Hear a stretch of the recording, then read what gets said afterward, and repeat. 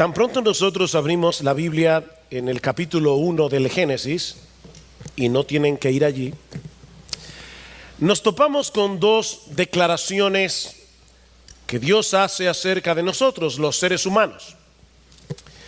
La primera es que nosotros fuimos creados a imagen y semejanza de Dios. Dice en Génesis capítulo 1, los versículos 26 al 27. Eso es lo que hace del hombre un ser distinto al resto de los seres vivos que pueblan este planeta.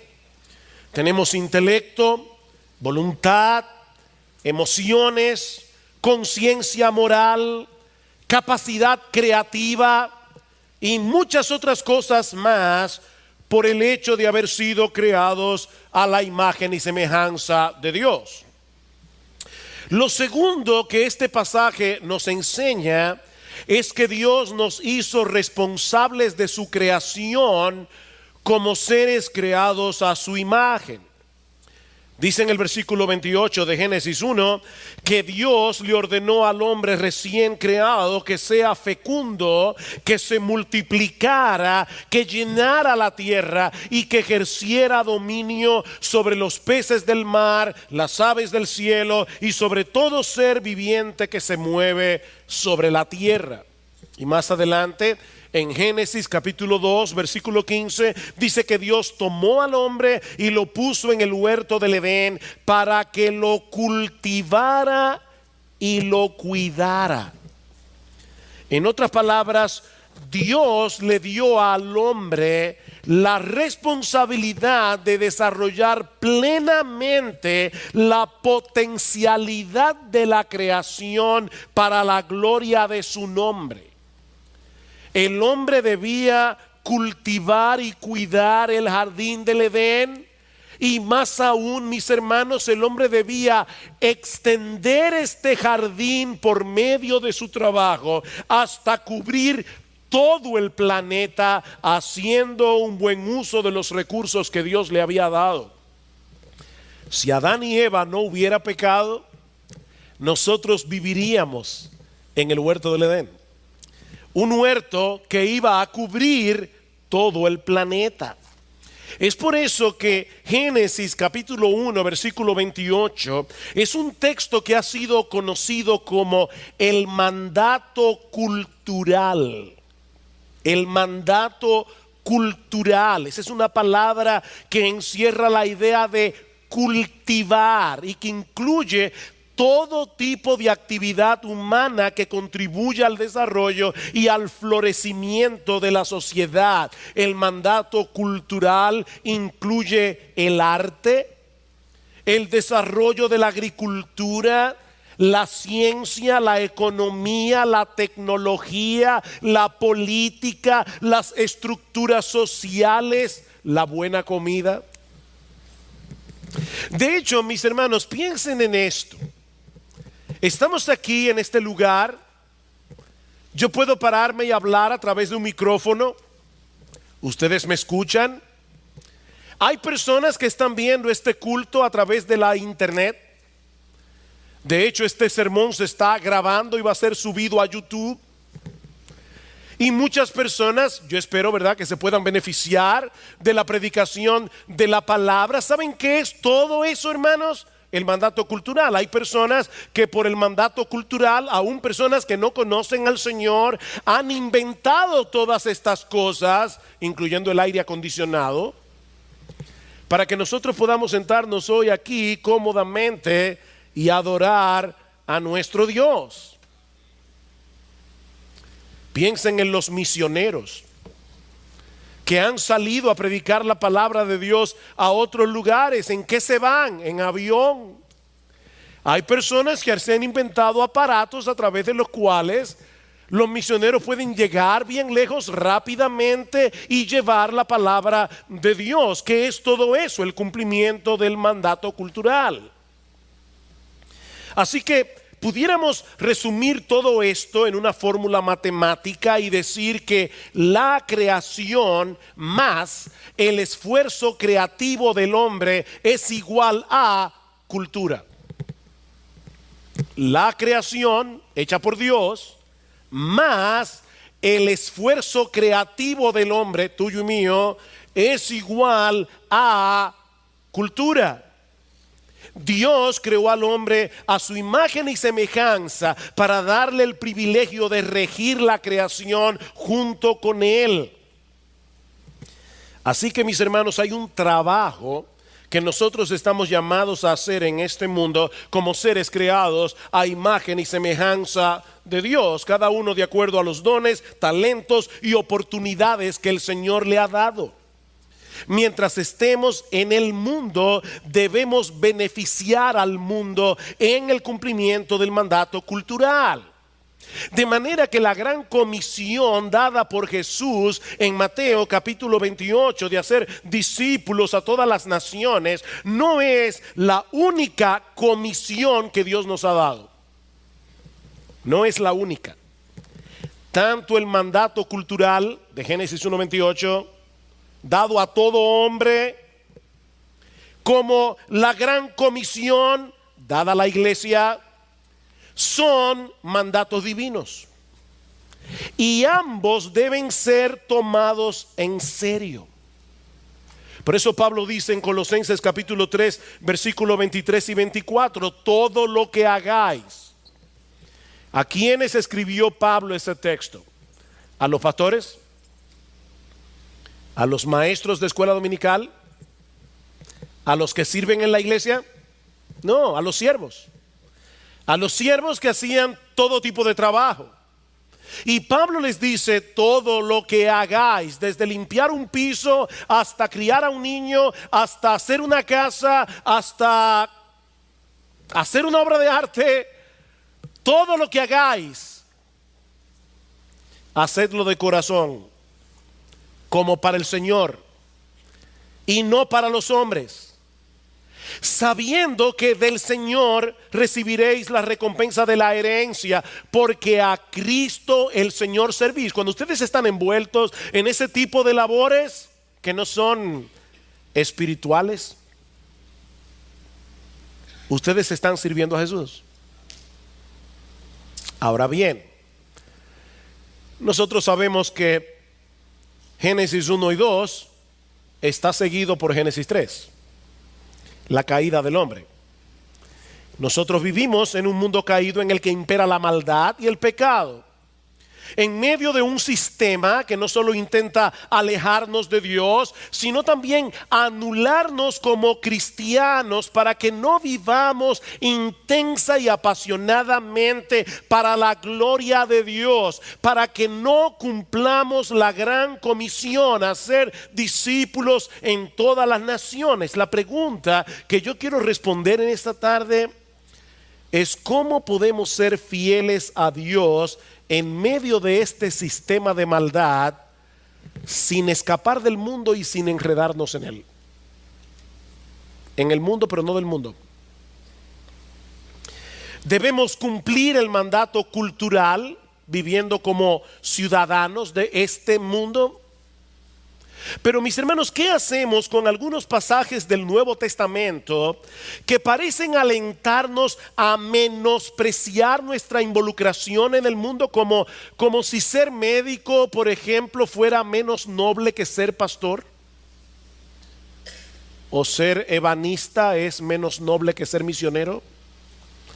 ¿Qué hacemos con esos pasajes del Nuevo Testamento que parecen alentarnos a menospreciar las cosas del mundo, como si lo único que valiera la pena es todo lo relacionado con la gran comisión? Como si todo lo demás fuera una pérdida del tiempo del que sería mejor librarse si tuviéramos una mejor opción. Bueno, lo que yo quiero hacer es ver algunos de esos pasajes. Quisiera considerar con ustedes algunos de esos pasajes para ver si en verdad enseñan lo que muchos creen que enseñan. Y el primero de esos pasajes, y los que fueron al retiro de jóvenes de este año recordarán que hablamos acerca de este tema. El primero de estos pasajes, pero a mí no me molesto repetirles las mismas cosas, es Primera de Pedro capítulo 2 versículo 11. Les pido por favor que vayan conmigo a la primera carta de Pedro capítulo 2 versículo 11. Dice el apóstol Pedro: Amados, os ruego como a extranjeros y peregrinos que os abstengáis de las pasiones carnales que combaten contra el alma.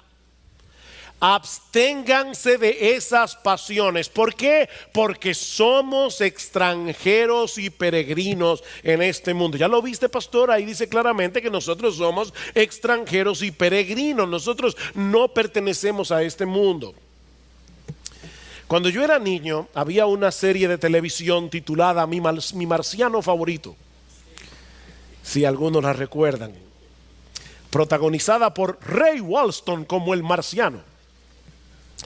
Recientemente leí la historia de un hombre de negocios que tenía en su tarjeta de presentación, la imagen del actor de Mi Marciano Favorito.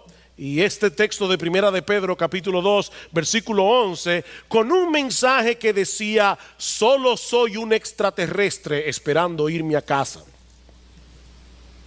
Ahora, ¿es eso lo que Pedro nos está enseñando aquí, mis hermanos? Que nosotros somos extraterrestres esperando volar al cielo lo más rápido posible. Vean el texto otra vez.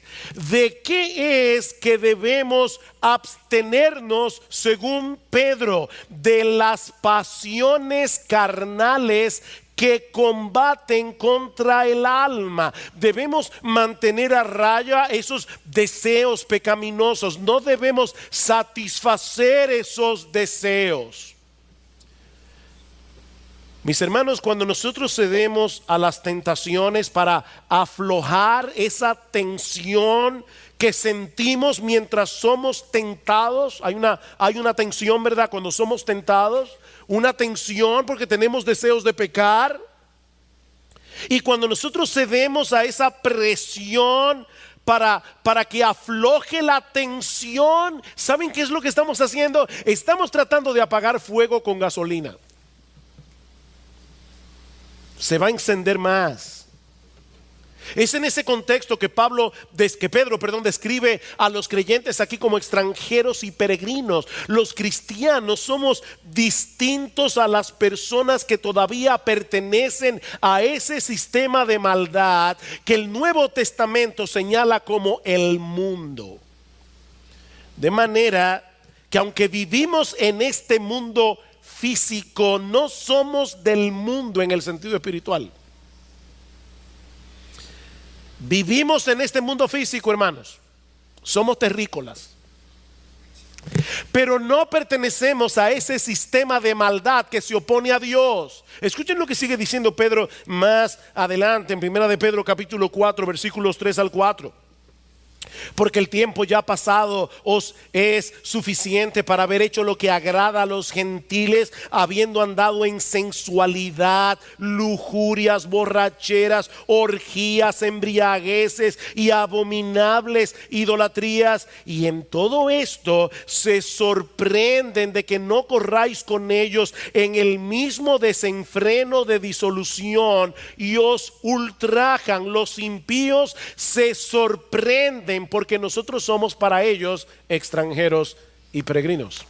En cuanto a este sistema de maldad, nosotros no pertenecemos a este mundo caracterizado por la sensualidad, la lujuria, las borracheras. Cristo nos compró con su sangre para que no tengamos nada que ver con ese mundo de maldad. Somos extranjeros y peregrinos en lo que respecta a este mundo caído. Nosotros tenemos otro sistema de valores, nosotros tenemos otros propósitos en la vida, nosotros tenemos otras prioridades.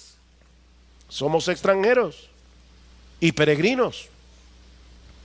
Pero ¿saben qué, mis hermanos? Nosotros fuimos creados por Dios para vivir en este mundo. Y por lo tanto, no solo debemos ocuparnos en cosas que son de este mundo, sino que también podemos disfrutar legítimamente de las cosas disfrutables de este mundo. Pablo dice en 1 Timoteo capítulo 6 versículo 17: a los ricos de este siglo mándales que no sean altivos, que no pongan su confianza en las riquezas, las cuales son inciertas, sino en el Dios vivo, que nos da todas las cosas en abundancia, para que las pongamos en un museo y las contemplemos allí detrás de un cristal. No. ¿Para qué Dios nos da las cosas? Para que las disfrutemos. Dios nos da las cosas para que las disfrutemos. Mis hermanos, en ese sentido, repito, nosotros somos tan terrícolas como todos los demás. Necesitamos el oxígeno de este mundo, necesitamos la comida de este mundo, necesitamos la ropa de este mundo. Somos terrícolas, no extraterrestres. Vivimos aquí y viviremos aquí eternamente en esta tierra renovada. Vayan conmigo al Salmo 37. Salmo 37. Mis hermanos, ¿dónde pasaremos la eternidad? Como decíamos el otro día en otro sermón, viviendo, saltando de nube en nube. ¿Dónde viviremos? ¿Dónde pasaremos la eternidad? Lean el Salmo 37, versículo 9, dice: porque los malhechores serán exterminados, mas los que esperan en el Señor poseerán la tierra. Versículo 11: mas los humildes poseerán la tierra y se deleitará en abundante prosperidad. Versículo 22: porque los que son bendecidos por el Señor poseerán la tierra, pero los maldecidos por él serán exterminados. Versículo 29: los justos poseerán la tierra y para siempre morarán en ella. Versículo 34: espera en el Señor, guarda su camino y él te exaltará para que poseas la tierra. ¿Te queda alguna duda? Vivimos aquí y aquí viviremos eternamente en la nueva tierra creada por el Señor. Y ahora yo te pregunto, mi amado hermano, ¿es evidente para las personas que te rodean mientras tú vives tu vida normal en este mundo que tú eres distinto? ¿La gente se da cuenta de eso? ¿Que tú eres distinto? Por las cosas que valoras, por las cosas que tomas en cuenta a la hora de tomar decisiones. La gente ve claramente que hay cosas que son importantes para ti. Hay personas que se van a mudar a cierto lugar y lo primero que averiguan es si hay una buena iglesia allí donde pueda congregarse con su familia, donde hay pastores fieles que puedan pastorear su alma. Eso es tener prioridades correctas.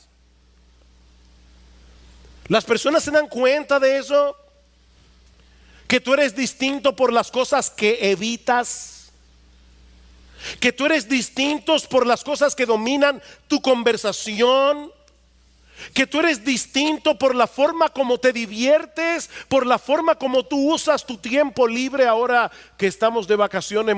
Yo no estoy de vacaciones, pero los jóvenes están de vacaciones del colegio. Es obvio que tú estás tratando de mantener a raya los deseos carnales que batallan contra tu alma. Te avergüenzas cuando eres vencido por esos deseos. Vienes a Cristo de nuevo en arrepentimiento y fe, aplicándote el evangelio cada día. ¿O has llegado a un punto tal de frialdad espiritual que ya ni siquiera puedes discernir que has sido vencido por esos deseos? Otro de esos textos del Nuevo Testamento es Colosenses capítulo 3, versículos 1 y 2. Colosenses capítulo 3, versículos 1 y 2. Recuerden mi premisa, hermanos. Somos terrícolas. Vivimos en este mundo, pero no somos del mundo.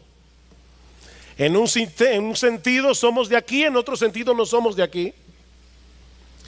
Dice Colosenses capítulo 3 versículos 1 y 2: si habéis pues resucitado con Cristo, buscad las cosas de arriba, donde está Cristo sentado a la diestra de Dios. Poned la mira en las cosas de arriba, no en las de la tierra. Hay personas que leen ese versículo y dicen: para poder ser más espiritual Debemos gastar el menor tiempo posible en las cosas de esta tierra. Por eso yo no juego basquetbol. Por eso yo no hago ninguna otra cosa que no sea en mi tiempo libre predicar el evangelio, leer la Biblia, orar, discipular a un hermano. Bueno, puede ser jugar basquetbol o cualquier otra cosa. Los creyentes debemos tener mucho cuidado en la forma como usamos nuestro tiempo, de manera que las actividades que hacemos aquí no interfieran con nuestra lectura bíblica, no interfieran con nuestro tiempo de oración, con el hecho de compartir con otros la fe que tenemos en Cristo. La pregunta ¿es de eso que Pablo está hablando aquí cuando dice, poned la mira en las cosas de arriba, no en las de la tierra? Yo no creo eso. Miren el contexto. En unos versículos anteriores, antes de dar esta advertencia, el apóstol Pablo está condenando el ascetismo al final del capítulo 2. ¿Y qué es el ascetismo? La doctrina que enseña que nosotros debemos privarnos de ciertos placeres y comodidades y llevar una vida rigurosa si queremos crecer espiritualmente. Esta palabra proviene del griego askesis, que significa ejercicio o entrenamiento. El ascetismo promueve una vida de privaciones para llegar a ser más piadosos. No sé quién fue que mencionó, creo que fue Sigfrido que mencionó la semana pasada ese refrán que dicen los norteamericanos, no pain, no gain. Si no hay sufrimiento, no hay ganancia, en este caso espiritual.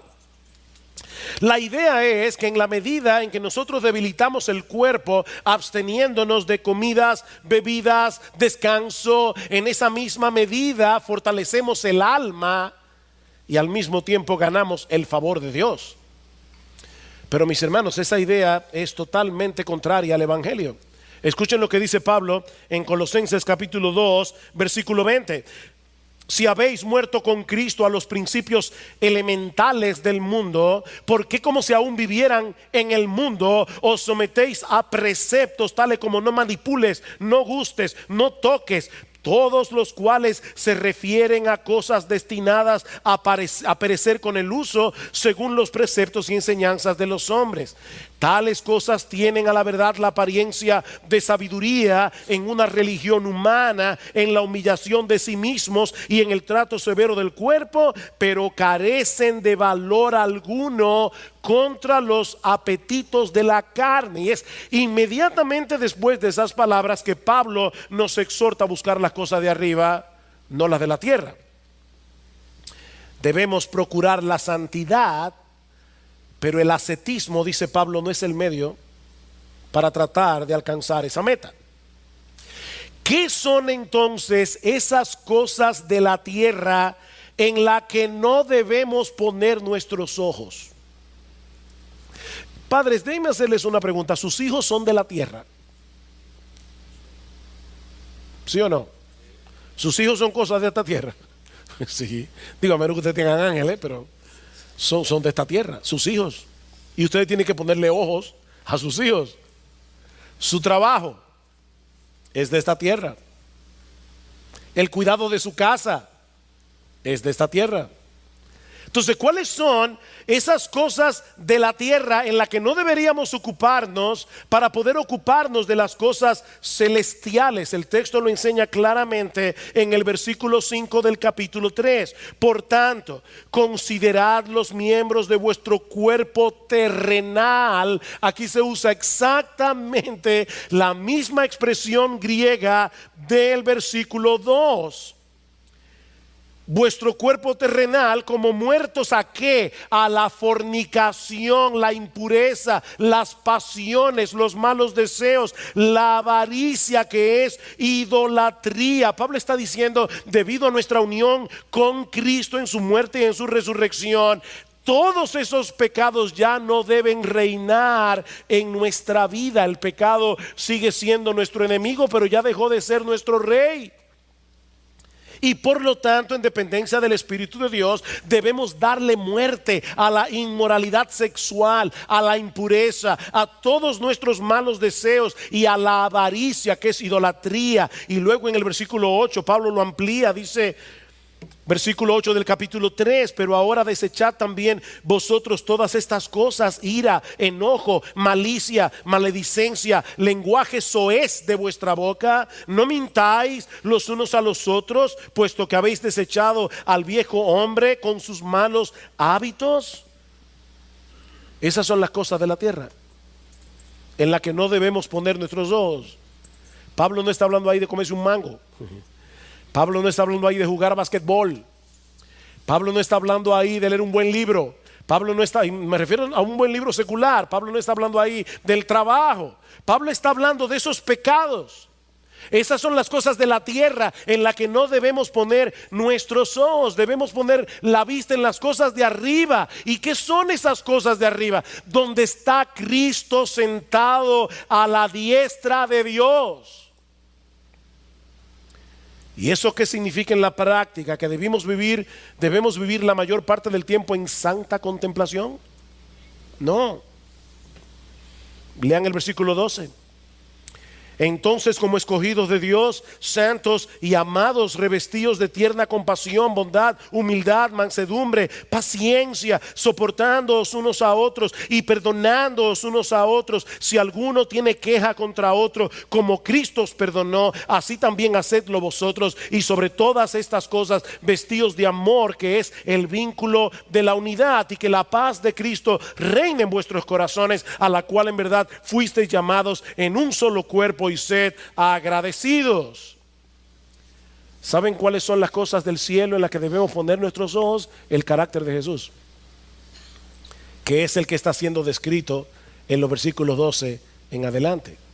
No pongas tu mira en las cosas de la tierra. Apártate de esas cosas, apártate de esos pecados. Cultiva el carácter de Cristo. Eso es poner la mira en las cosas de arriba, donde está Cristo sentado a la diestra de Dios. Así que, mis hermanos, ¿cómo nosotros podemos saber si estamos poniendo nuestra mirada en las cosas de arriba? Si el carácter de Cristo es cada vez más evidente en nosotros, a través de un espíritu bondadoso, paciente, compasivo, perdonador, sobre todo en esos momentos cuando lo más natural sería reaccionar con amargura, con enojo, con ira, con malicia y todas las cosas que Pablo describe en el versículo 8. Y una vez más yo te pregunto, mi hermano, ¿tú valoras el carácter de Cristo como una joya de inmenso valor? Tanto que deseas de todo corazón que ese carácter sea cada vez más visible en ti. Tú te detienes en las Escrituras a observar con admiración la persona y las obras de Cristo, porque Pablo nos dice en 2 Corintios capítulo 3 versículo 18 que es contemplando su gloria que somos transformados de gloria en gloria en la misma imagen. Mis hermanos, no hay atajos aquí. Para ser como Cristo hay que poner la mira en las cosas de arriba, es decir, mirar a Cristo con admiración a través del lente de las Escrituras. No hay atajos. Mis hermanos, nosotros vivimos en una época donde hay muchas distracciones. Este aparatico es sumamente útil, pero este aparatico es un problema. Este aparatico es un problema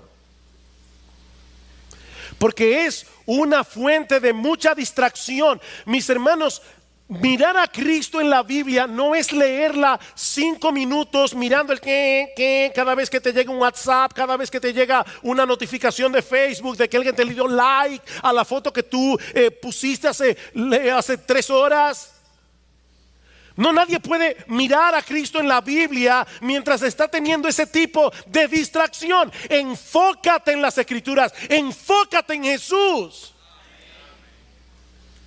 Mira las cosas de arriba, mira las cosas de arriba, donde está Cristo sentado a la diestra de Dios. Es de eso que Pablo está hablando en Colosenses. Apártate de la fornicación, apártate de la codicia, apártate de la ira, apártate del enojo, apártate de la mentira, porque son cosas de la tierra. Mira a Jesús con admiración a través del lente de la Biblia. No hay atajos aquí. Otro texto. Segunda a los Corintios capítulo 4, versículo 16. Este sí que es un texto muy mal interpretado. Dice Pablo: por tanto, no desfallecemos, antes bien, aunque nuestro hombre exterior va decayendo, sin embargo nuestro hombre interior se renueva de día en día, pues esta leve, pasajera aflicción nos produce un eterno peso de gloria que sobrepasa toda comparación, al no poner nuestra vista en las cosas que se ven, sino en las que no se ven. Porque las cosas que se ven son temporales, las que no se ven son eternas. Pastor, ahí está clarito. Si hay un pasaje que parece promover una vida súper espiritual, una vida extraterrestre, es este pasaje de 2 Corintios. Pablo nos dice claramente en el versículo 18 que no debemos fijar la vista en las cosas que se ven, sino en las que no se ven. Porque las cosas que se ven son temporales, las que no se ven son eternas. Ahora, si nosotros miramos con cuidado el contexto de este pasaje, vamos a ver que Pablo está hablando de otra cosa. Lean conmigo los versículos 8 al 10 de 2 Corintios 4. Pablo dice, hablando de sí mismo y de los que como él estaban predicando la palabra: afligidos en todo, pero no agobiados; perplejos, pero no desesperados; perseguidos, pero no abandonados; derribados, pero no destruidos; llevando siempre en el cuerpo por todas partes la muerte de Jesús, para que también la vida de Jesús se manifieste en nuestro cuerpo. Pablo había tenido que pagar un precio muy alto por su fidelidad a Cristo, pero a pesar de todo eso, es que él dice en el versículo 16: no desfallecemos. No desfallecemos, porque esas son las consecuencias temporales de vivir en un mundo caído, y no pueden compararse siquiera con las bendiciones eternas que tenemos en Cristo. Con esta información en mente, lean otra vez los versículos 17 al 18. Pues esta aflicción leve y pasajera, que es lo que se ve, a lo que se ve es esta aflicción leve y pasajera que tenemos porque somos cristianos. Esta leve y pasajera aflicción nos produce un eterno peso de gloria que no se ve, pero que sobrepasa toda comparación, al no poner nuestra vista en las cosas que se ven, es decir, en las dificultades que nos acarrea el hecho de ser cristianos y de ser fieles a Cristo en un mundo caído. Porque las cosas que se ven, es decir, todas estas aflicciones, todas estas persecuciones que sufrimos por ser cristianos, son temporales. Pero las que no se ven, es decir, todas las bendiciones que nosotros tenemos por el hecho de estar en Cristo, esas cosas son eternas.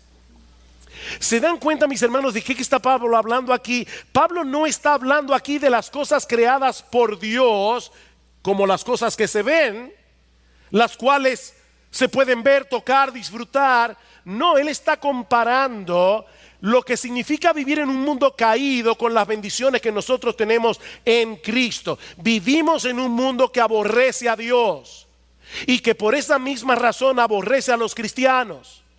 Pero debemos seguir siendo fieles al Señor sin importar las consecuencias, sabiendo, como dice Pablo en Romanos 8:18, que las aflicciones del tiempo presente no son comparables con la gloria venidera que en nosotros ha de manifestarse. ¿Se dan cuenta, hermanos, qué son las cosas que se ven y las que no se ven? Déjenme otra vez hacer otra pregunta. ¿Tus hijos se ven? Son muy visibles. ¿Y sabes qué? Tú tienes que ponerle atención a tus hijos y se ven. Tu trabajo se ve. ¿Se ve o no se ve? Tu trabajo se ve. y tú tienes que ponerle atención a lo que se ve, a tu trabajo.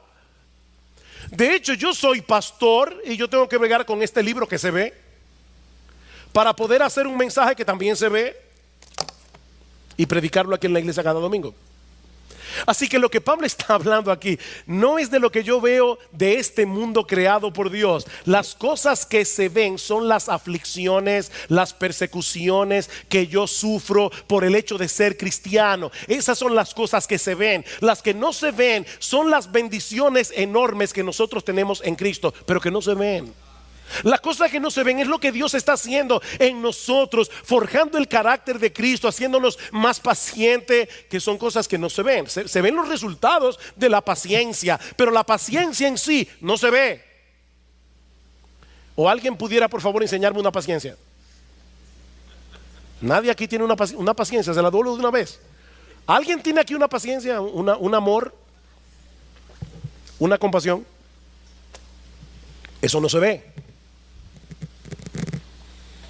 Y ahora yo te pregunto, a la luz de ese pasaje, ¿estás tú dispuesto a sufrir las consecuencias de ser cristiano que se ve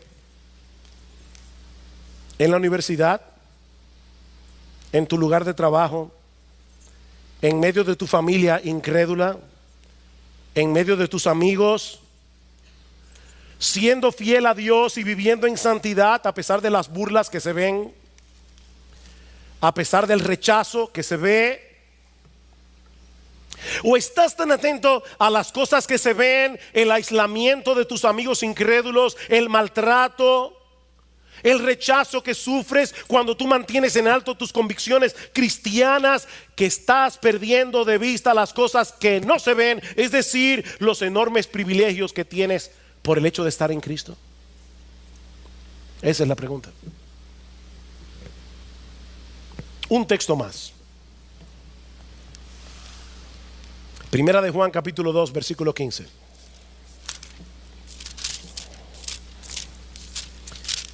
De paso, hermanos, yo espero que hayan podido ver cuán importante es leer cada texto en su contexto.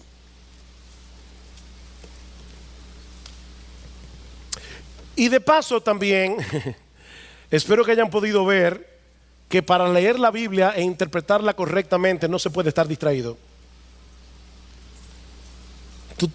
Leer la Biblia toma tiempo. Leer la Biblia bien toma tiempo. Esto no se hace en 2 minutos.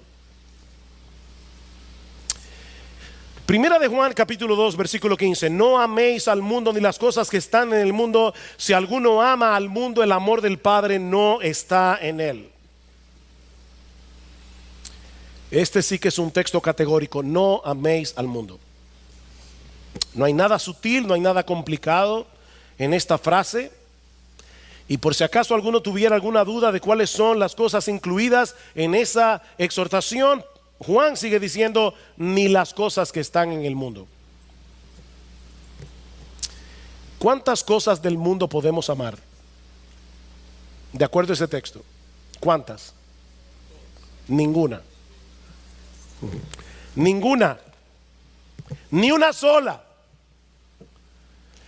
Y la razón que Juan nos da no podía ser más tajante. Si alguno ama al mundo, el amor del Padre no está en él. ¿Qué significa eso? Que una persona que ama al mundo de la manera como Juan lo está señalando en el texto no es cristiana. Eso es lo que el texto dice. Si alguno ama al mundo de esa manera, el amor del Padre no está en él. Es un inconverso. Ahora tenemos que preguntarnos una vez más, ¿qué significa eso? ¿Contradice este texto todo lo que hemos dicho hasta aquí acerca del hecho de que Dios quiere que nosotros hagamos cosas como personas que vivimos en este mundo?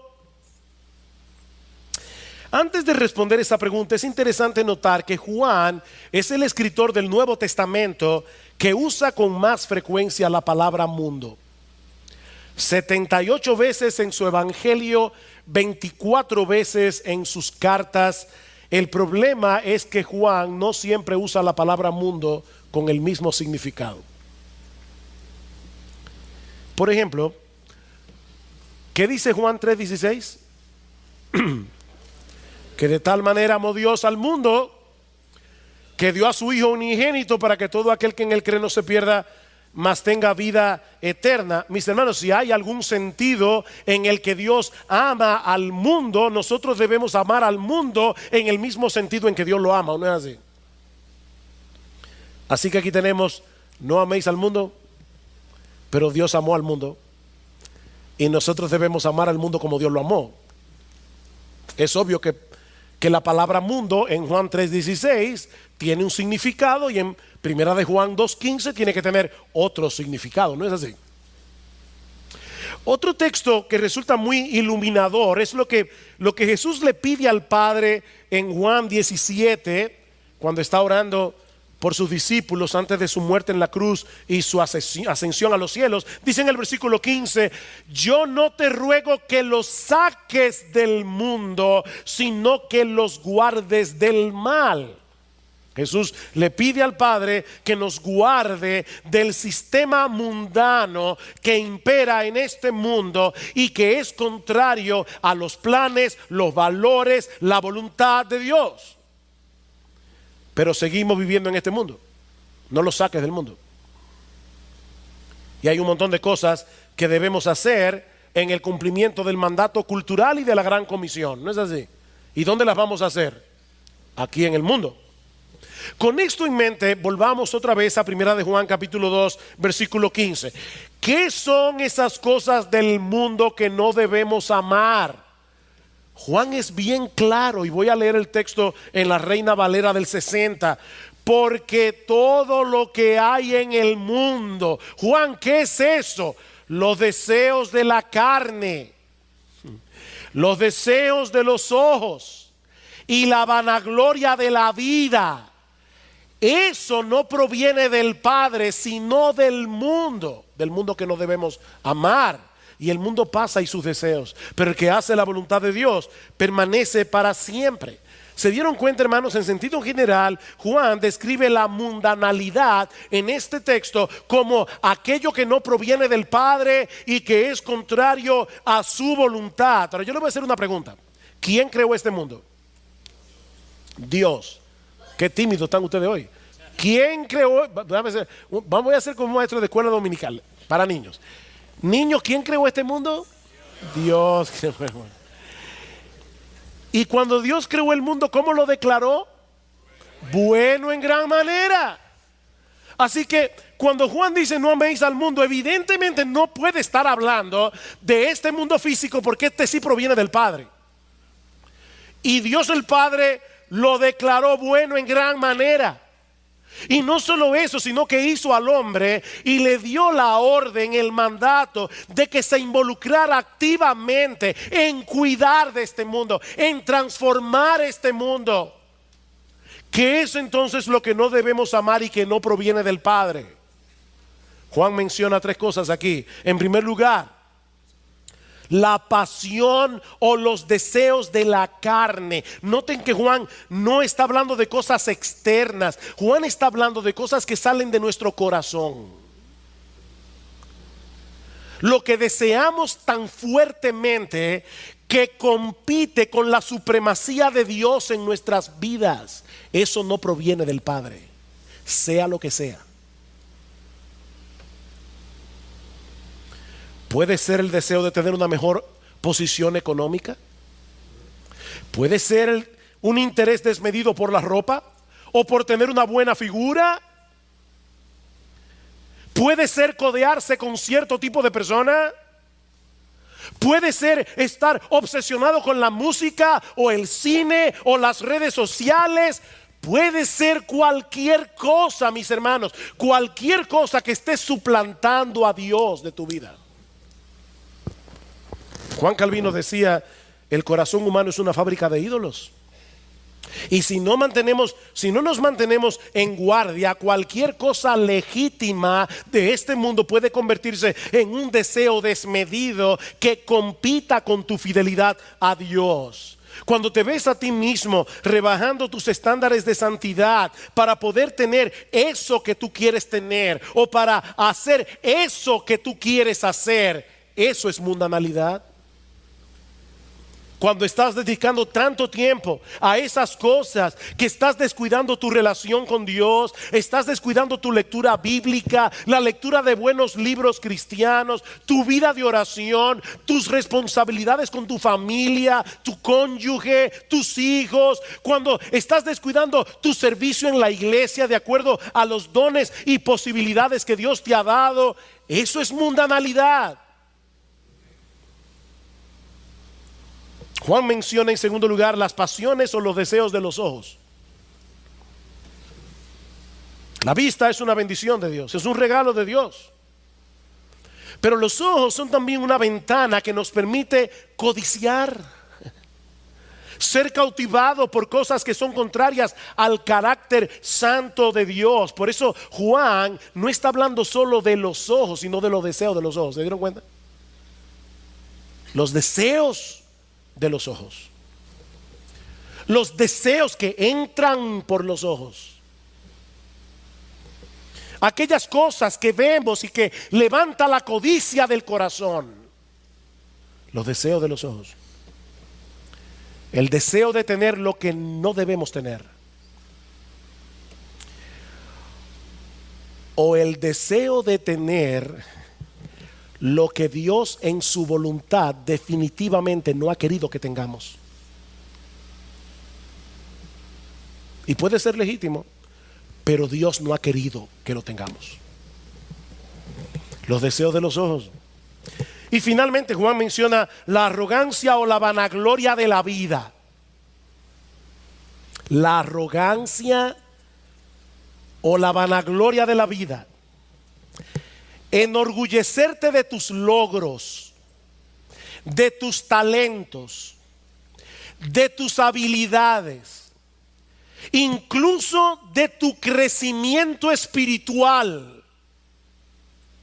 Como si ninguna de esas cosas fueran un reflejo de la obra de la gracia de Dios en ti. ¿Qué tú tienes que tú no hayas recibido? Y si lo recibiste, ¿por qué te glorías como si no lo hubieras recibido? Primera de Corintios capítulo 4 versículo 7. Eso es mundanalidad. Cuando haces las cosas para llamar la atención sobre ti, eso es mundanalidad. Cuando quieres que la gente te note, no quieres pasar desapercibido, eso es mundanalidad.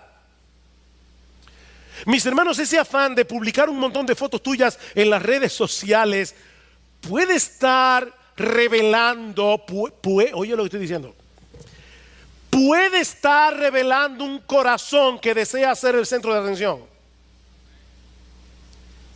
Y si eso es así, eso es mundanalidad. ¿Por qué una mujer cristiana se atreve a usar una ropa ajustada al cuerpo o demasiado corta o demasiado escotada, a pesar de que la Biblia dice claramente que las mujeres deben vestirse con modestia? ¿Por qué? Las razones pueden ser muchas. Deseo de llamar la atención,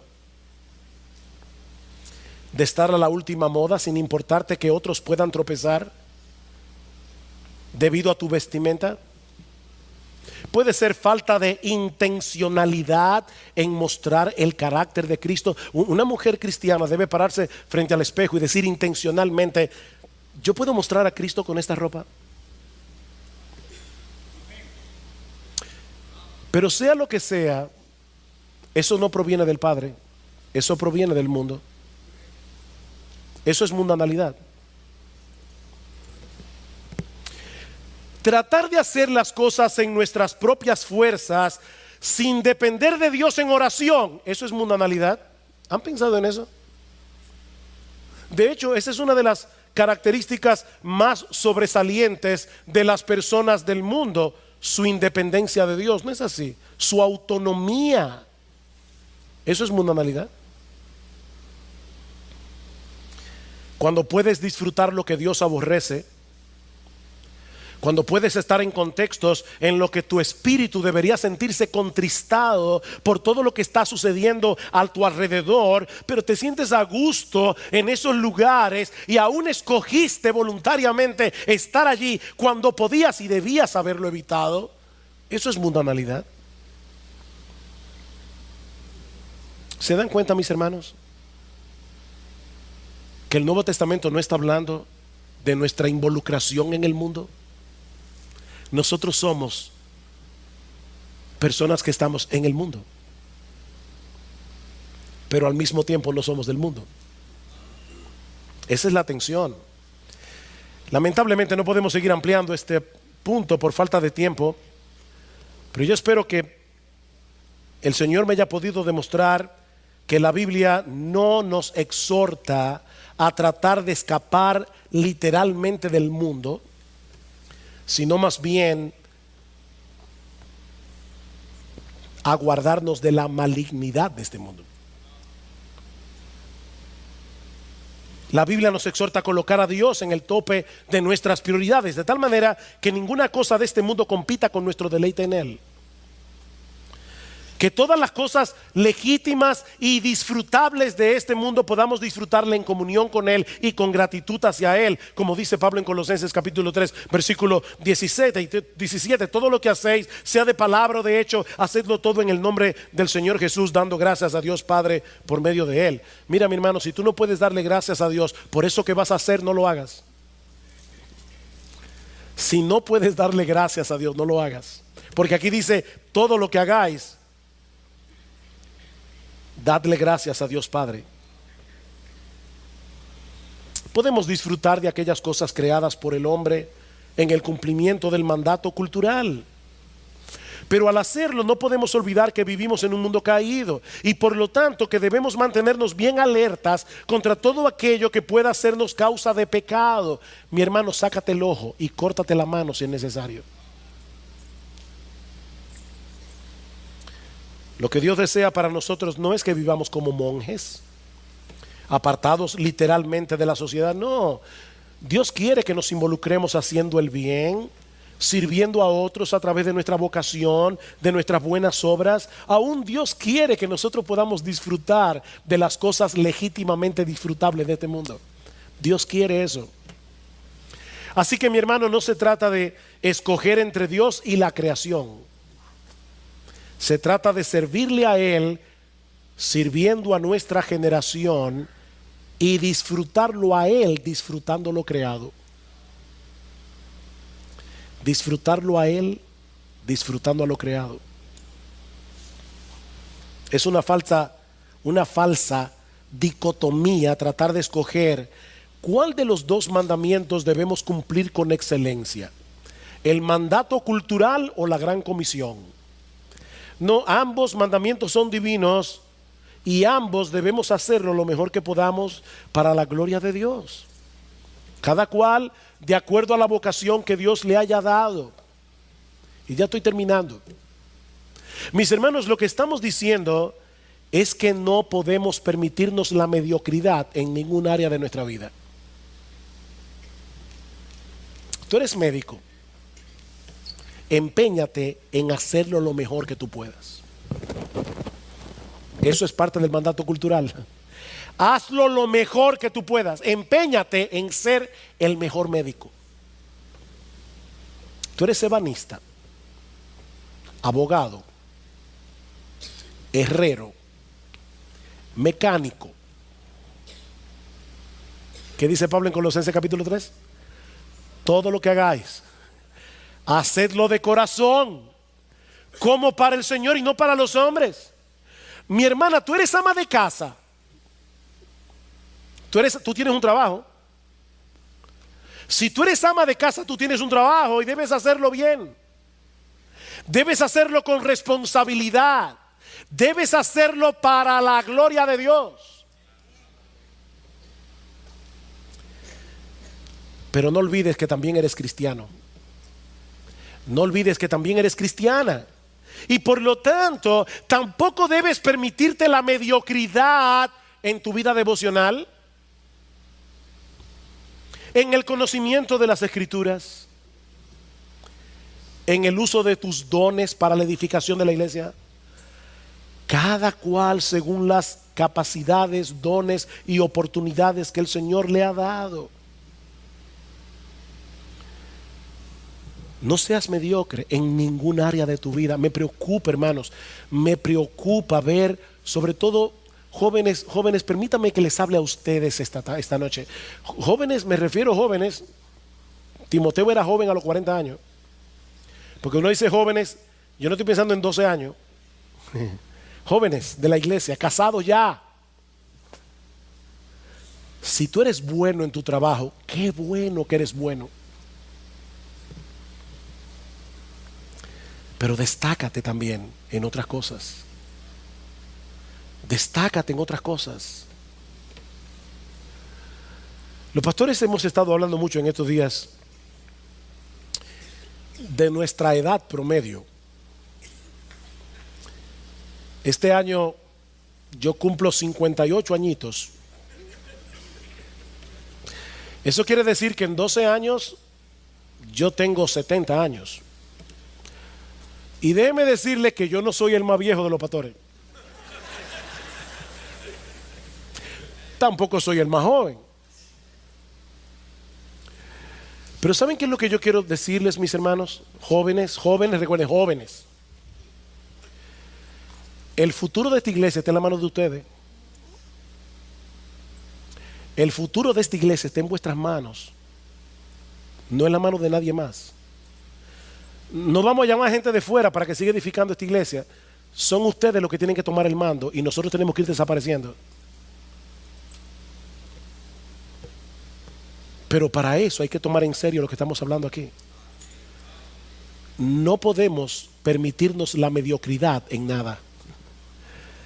No, nosotros no queremos que tú seas un profesional mediocre, de ninguna manera. Lo que no queremos es que tú seas un cristiano mediocre, un miembro de la iglesia mediocre. Es que tú no puedes permitirte la mediocridad. ¿Sabes por qué? Porque Cristo te compró enteramente para Él. Él no compró parte de ti, Él te compró entero. Para que tú vivas para su gloria, para que tú vivas para Él. Entonces aquí no estamos promoviendo una falsa dicotomía entre el mandato cultural y la gran comisión. Ambos son mandatos de Dios. Hagamos bien ambas cosas.